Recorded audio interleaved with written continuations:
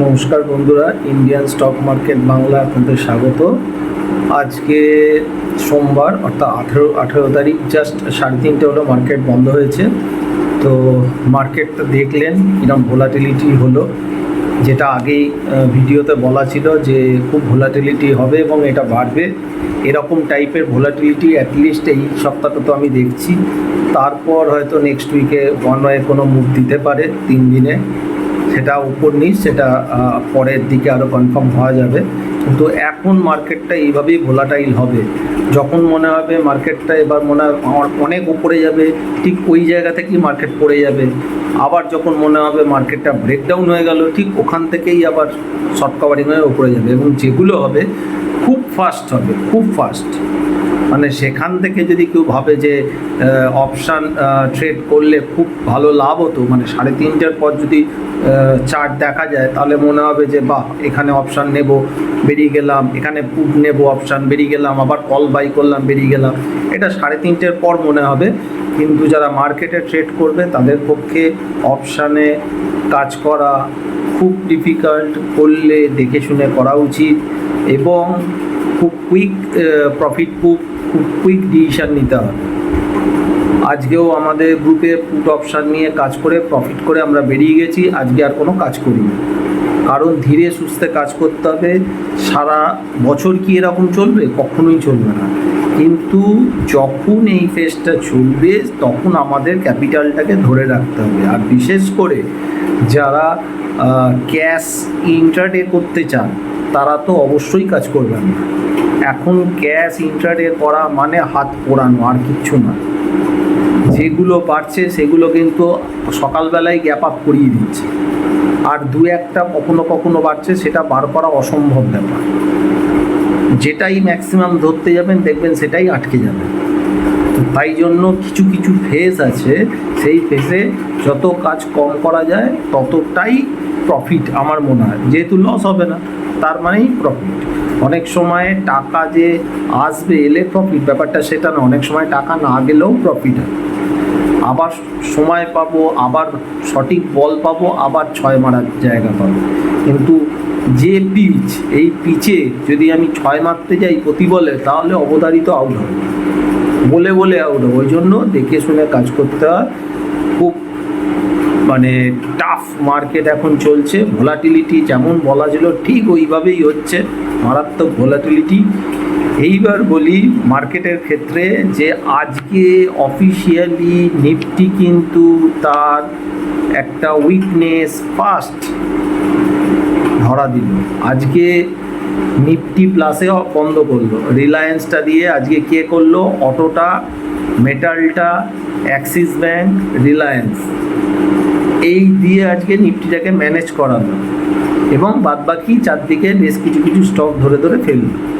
ঠিক আছে, এই রকমভাবে চলবে। এবার কি হবে? আবার 2-3টে অন্য স্টক ধরে রাখবে, অন্য স্টক করবে। আলটিমেটলি কিন্তু ওভারঅল মার্কেটে স্টকের দাম নিচেই আসবে।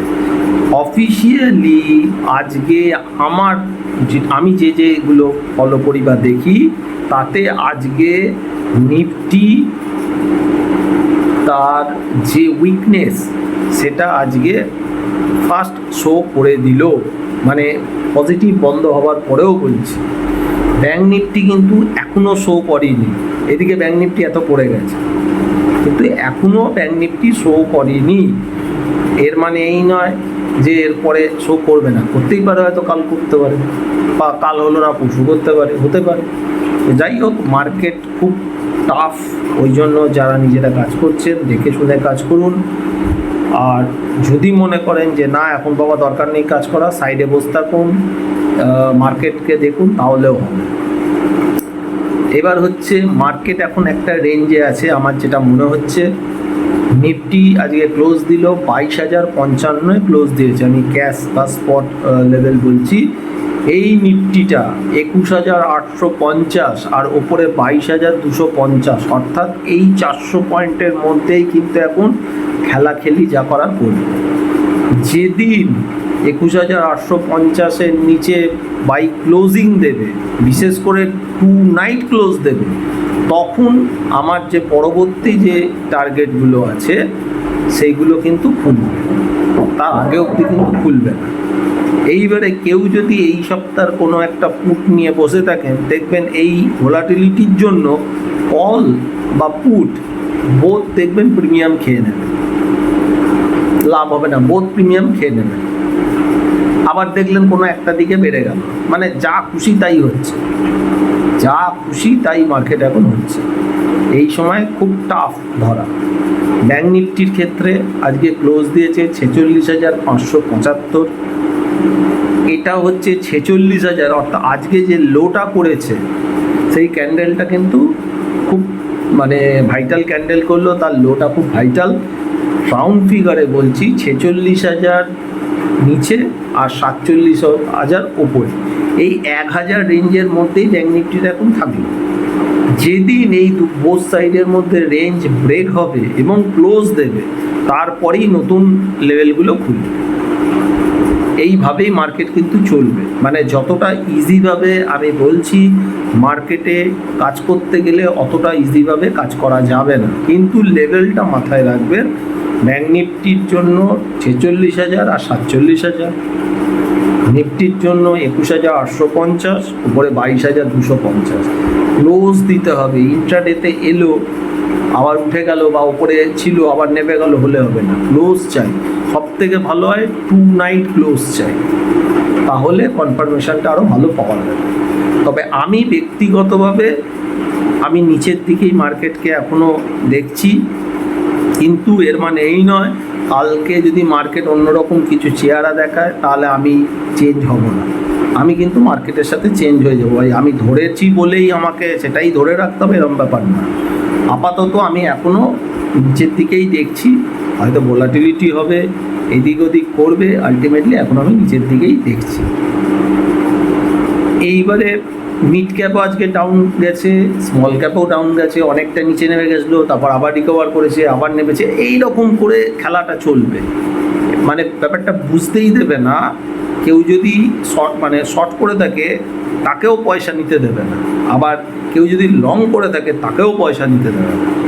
এত টাইট মার্কেটটা টাফ। এবং আগের ভিডিওতে আগের যে ভিডিও আমি পরপর করে এসেছি, আমি বারবার বলেছি এখন মার্কেট থেকে ইজি মানি পাওয়া যাবে না। অতীতে 2020 করোনার পর থেকে যাভাবে ইজি মানি পাওয়া গেছিল, এখন আর সেই মানি পাওয়া যাবে না। এখন টাকা পেতে গেলে আপনাদের খাটতে হবে, এবং খাটলেও যে টাকা পাবেন তার কোনো গ্যারেন্টি নেই। অর্থাৎ বুঝে শুনে কাজ করুন, যদি না বুঝতে পারেন কাজ করবেন না, বসে থাকুন, অসুবিধে নেই।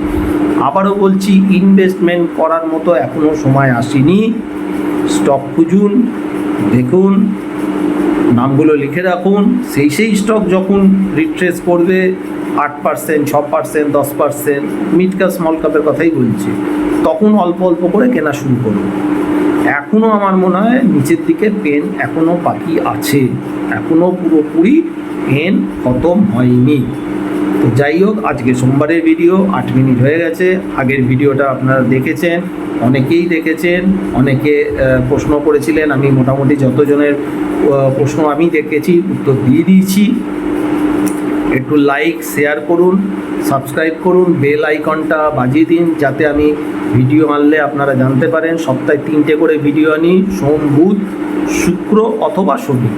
সোম, বুধ আসেই, শুক্র অথবা শনি যে কোনো একটা দিন ভিডিও আসে, এবং ওই সন্ধ্যেবেলা বিকাল সন্ধ্যের দিকে আমি পাবলিশ করে দিই।